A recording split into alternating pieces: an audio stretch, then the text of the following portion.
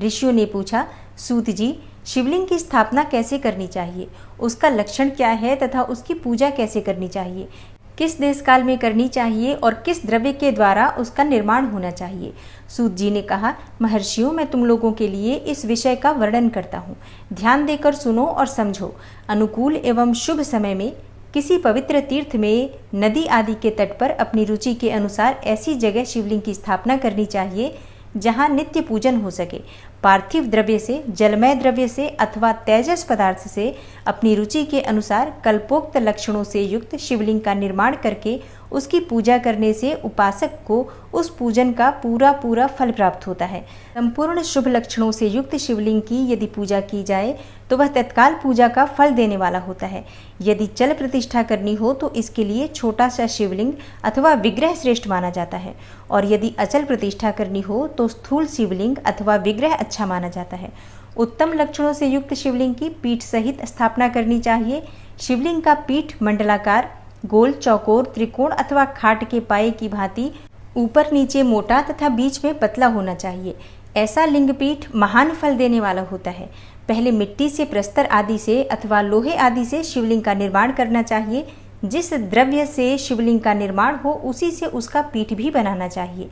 यही स्थावर अचल प्रतिष्ठा वाले शिवलिंग की विशेष बात है।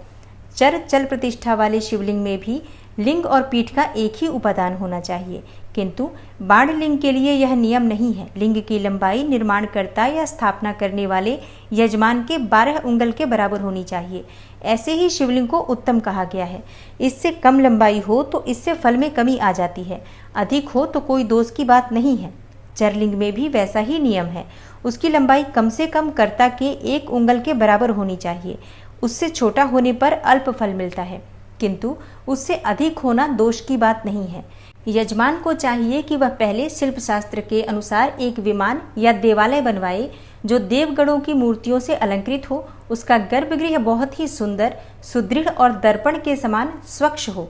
उसे 9 प्रकार के रत्नों से विभूषित किया गया हो। उसमें पूर्व और पश्चिम दिशा में 2 मुख्य द्वार हो। जहाँ शिवलिंग की स्थापना करनी हो उस स्थान के गर्त में नीलम, लाल, वैदुर्य, श्याम, मरकत, मोती, मूंगा, गोमेद और हीरा, इन 9 रत्नों को तथा अन्य महत्वपूर्ण द्रव्यों को वैदिक मंत्रों के साथ छोड़े। सद्योजात आदि 5 वैदिक मंत्रों द्वारा शिवलिंग का 5 स्थानों में क्रमशः पूजन करके अग्नि में हविष्य की अनेक आहुतियां दे और परिवार सहित मेरी पूजा करके गुरु स्वरूप आचार्य को धन से तथा भाई बंधुओं को मन चाही वस्तुओं से संतुष्ट करे। याचकों को जड़, सुवर्ण, गृह एवं भू संपत्ति तथा चेतन गौ आदि वैभव प्रदान करे। स्थावर जंगम सभी जीवों को यत्नपूर्वक संतुष्ट करके एक गड्ढे में सुवर्ण तथा 9 प्रकार के रत्न भरकर सद्योजातादि वैदिक मंत्रों का उच्चारण करके परम कल्याणकारी महादेव जी का ध्यान करे। तत्पश्चात नाद घोष से युक्त महामंत्र ओमकार ओम का उच्चारण करके उक्त गड्ढे में शिवलिंग की स्थापना करके उसे पीठ से संयुक्त करे। इस प्रकार पीठ युक्त शिवलिंग की स्थापना करके उसे नित्य लेप, दीर्घकाल तक टिके रहने वाले मसाले से जोड़कर स्थिर करे। इसी प्रकार वहाँ परम सुंदर वेर मूर्ति की भी स्थापना करनी चाहिए। सारांश यह है कि भूमि संस्कार आदि की सारी विधि जैसी लिंग प्रतिष्ठा के लिए कही गई है, वैसी ही वेर यानी मूर्ति की प्रतिष्ठा के लिए भी समझनी चाहिए।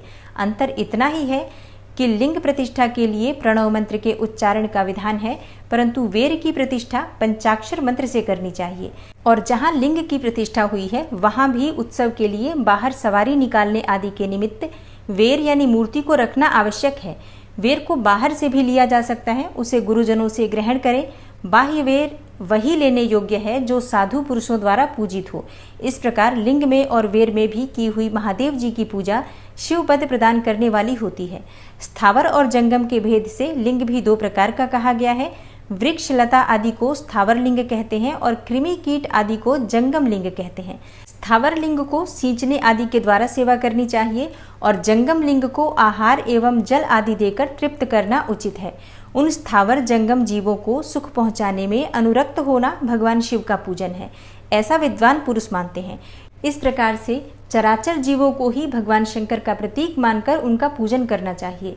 इस तरह महालिंग की स्थापना करके विविध उपचारों द्वारा उनका पूजन करें। अपनी शक्ति के अनुसार नित्य पूजन करना चाहिए तथा देवालय के पास जाकर ध्वजारोपण आदि करना चाहिए। शिवलिंग साक्षात भगवान शिव का पद प्रदान करने वाला है अथवा चरलिंग में षोडशोपचारों द्वारा यथोचित रीति से क्रमशः पूजन करें। यह पूजन भी शिव पद प्रदान करने वाला है। आवाहन, आसन, अर्घ्य, पाद्य, पाद्यांग आचमन, अभ्यंग पूर्वक स्नान, वस्त्र एवं यज्ञोपवीत, गंध, पुष्प, धूप, दीप, नैवेद्य, तांबूल समर्पण, नीराजन, नमस्कार और विसर्जन, ये 16 उपचार हैं अथवा अर्घ्य से लेकर नैवेद्य तक विधिवत पूजन करें। अभिषेक, नैवेद्य, नमस्कार और तर्पण ये सब यथाशक्ति नित्य करें। इस तरह किया हुआ शिव का पूजन शिवपद की प्राप्ति कराने वाला होता है। अथवा किसी मनुष्य के द्वारा स्थापित शिवलिंग में, ऋषियों द्वारा स्थापित शिवलिंग में, देवताओं द्वारा स्थापित शिवलिंग में, अपने आप प्रकट हुए स्वयंभू शिवलिंग में तथा अपने द्वारा नूतन स्थापित हुए शिवलिंग में भी उपचार समर्पण पूर्वक जैसे तैसे पूजन करने से या पूजन की सामग्री देने से भी मनुष्य संपूर्ण फल प्राप्त कर लेता है। क्रमशः परिक्रमा और नमस्कार करने से भी शिवलिंग शिवपद की प्राप्ति कराने वाला होता है। यदि नियम पूर्वक शिवलिंग का दर्शन मात्र कर लिया जाए तो वह भी कल्याणप्रद होता है। मिट्टी, आटा, गाय के गोबर, फूल, कनेर पुष्प, फल, गुड़, मक्खन, भस्म तथा अन्न से भी अपनी रुचि के अनुसार शिवलिंग बनाकर तदनुसार उसका पूजन करें अथवा प्रतिदिन 10,000 प्रणव मंत्र का जप करें अथवा दोनों संध्याओं के समय 1-1 सहस्त्र प्रणव का जप किया करें। यह क्रम भी शिवपद की प्राप्ति कराने वाला है, ऐसा जानना चाहिए। जप काल में मकारांत प्रणव का उच्चारण मन की शुद्धि कराने वाला होता है। समाधि में मानसिक जप का विधान है तथा अन्य सब समय भी उपांशु जप ही करना चाहिए। नाद और बिंदु से युक्त ओमकार के उच्चारण को विद्वान पुरुष समान प्रणव कहते हैं। यदि प्रतिदिन आदर पूर्वक 10,000 पंचाक्षर मंत्र का जप किया जाए अथवा दोनों संध्याओं के समय 1-1 सहस्त्र का ही जप किया जाए तो उसे शिवपद की प्राप्ति कराने वाला समझना चाहिए। ब्राह्मणों के लिए आदि में प्रणव से युक्त पंचाक्षर मंत्र अच्छा बताया गया है। कलश से किया हुआ स्नान, मंत्र की दीक्षा, मातृकाओं का न्यास, सत्य से पवित्र अंतःकरण वाला ब्राह्मण तथा ज्ञानी गुरु, इन सबको उत्तम माना गया है। द्विजों के लिए नमः शिवाय के उच्चारण का विधान है और द्विजेतरों के लिए अंत में नमः पद के प्रयोग की विधि है, अर्थात वे शिवाय नमः इस मंत्र का उच्चारण करें। स्त्रियों के लिए भी कहीं कहीं विधि पूर्वक नमो अंत उच्चारण का ही विधान है, अर्थात वे भी शिवाय नमः का ही जप करें। कोई कोई ऋषि ब्राह्मण की स्त्रियों के लिए नमः पूर्वक शिवाय के जप की अनुमति देते हैं, अर्थात वे नमः शिवाय का जप करें। पंचाक्षर मंत्र का 5 करोड़ जप करके मनुष्य भगवान सदाशिव के समान हो जाता है। 1, 2, 3 अथवा 4 करोड़ का जप करने से क्रमशः ब्रह्मा, विष्णु, रुद्र तथा महेश्वर का पद प्राप्त होता है। अथवा मंत्र में जितने अक्षर हैं उनका पृथक पृथक 1-1 लाख जप करे अथवा समस्त अक्षरों का एक साथ ही जितने अक्षर हों उतने लाख जप करें। इस तरह के जप को शिवपद की प्राप्ति कराने वाला समझना चाहिए। यदि 1000 दिनों में प्रतिदिन 1 सहस्त्र जप के क्रम से पंचाक्षर मंत्र का 10 लाख जप पूरा कर लिया जाए और प्रतिदिन ब्राह्मण भोजन कराया जाए तो उस मंत्र से अभीष्ट कार्य की सिद्धि होने लगती है। ब्राह्मण को चाहिए कि वह प्रतिदिन प्रातःकाल 1008 बार गायत्री का जप करे। ऐसा होने पर गायत्री क्रमशः शिव का पद प्रदान करने वाली होती है। वेद मंत्रों और वैदिक सूक्तों को भी नियम पूर्वक जप करना चाहिए। वेदों का पारायण भी शिव पद की प्राप्ति कराने वाला होता है, ऐसा जानना चाहिए। और अन्य दूसरे भी जो बहुत से मंत्र हैं उनका भी जितने अक्षर हों उतने लाख जप करें। इस प्रकार जो यथाशक्ति जप करता है वह क्रमशः शिवपद यानी मोक्ष प्राप्त कर लेता है। और अपनी रुचि के अनुसार किसी भी एक मंत्र को अपनाकर मृत्यु पर्यंत प्रतिदिन उसका जप करना चाहिए अथवा ओम मंत्र का प्रतिदिन 1 सहस्त्र जप करना चाहिए। ऐसा करने पर भगवान शिव की आज्ञा से संपूर्ण मनोरथों की सिद्धि होती है। जो मनुष्य भगवान शिव के लिए फुलवाड़ी या बगीचे आदि लगाता है तथा शिव के सेवा कार्य के लिए मंदिर में झाड़ने बुहारने आदि की व्यवस्था करता है, ऐसा मनुष्य इस पुण्य कर्म को करके शिव पद को प्राप्त कर लेता है। भगवान शिव के जो काशी आदि क्षेत्र हैं उनमें भक्ति पूर्वक नित्य निवास करें, वह जड़ चेतन सभी को भोग और मोक्ष देने वाला होता है। अतः विद्वान पुरुष को भगवान शिव के क्षेत्र में आमरण निवास करना चाहिए। पुण्य क्षेत्र में स्थित बावड़ी, कुआं और पोखरे आदि को शिवगंगा समझना चाहिए। भगवान शिव का ऐसा ही वचन है। वहां स्नान, दान और जप करके मनुष्य भगवान शिव को प्राप्त कर लेता है।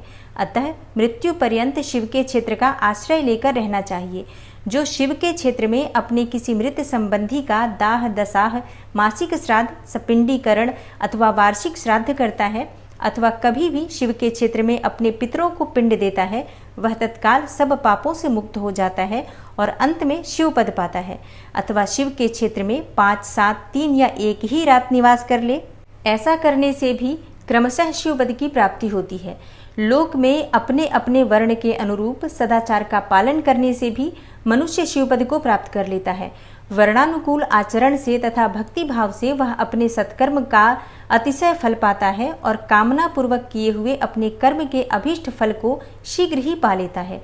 निष्काम भाव से किया हुआ सारा कर्म साक्षात शिवपद की प्राप्ति कराने वाला होता है। दिन के 3 विभाग होते हैं, प्रातः, मध्याह्न और सायाह्न। इन तीनों में क्रमशः एक एक प्रकार के कर्म का संपादन किया जाता है। प्रातः काल को शास्त्र विहित नित्य कर्म के अनुष्ठान का समय जानना चाहिए। मध्याह्न काल सकाम कर्म के लिए उपयोगी है तथा सायं काल शांति कर्म के उपयुक्त है, ऐसा जानना चाहिए। इसी प्रकार रात्रि में भी समय का विभाजन किया गया है। रात के 4 प्रहरों में से जो बीच के 2 प्रहर होते हैं उन्हें निशीथ काल कहा गया है। विशेषतः उसी काल में की हुई भगवान शिव की पूजा अभिष्ट फल को देने वाली होती है। ऐसा जानकर कर्म करने वाला मनुष्य यथोक्त फल का भागी होता है। विशेषतः कलयुग में कर्म से ही फल की सिद्धि होती है। अपने अपने अधिकार के अनुसार ऊपर कहे गए किसी भी कर्म के द्वारा शिवाराधन करने वाला पुरुष यदि सदाचारी है और पाप से डरता है तो वह उन कर्मों का पूरा फल अवश्य प्राप्त कर लेता है। ऋषियों ने कहा, सूत जी, पुण्य क्षेत्र कौन कौन से होते हैं जिनका आश्रय लेकर सभी स्त्री पुरुष शिवपद प्राप्त कर ले? हमें यह संक्षेप में बताइए।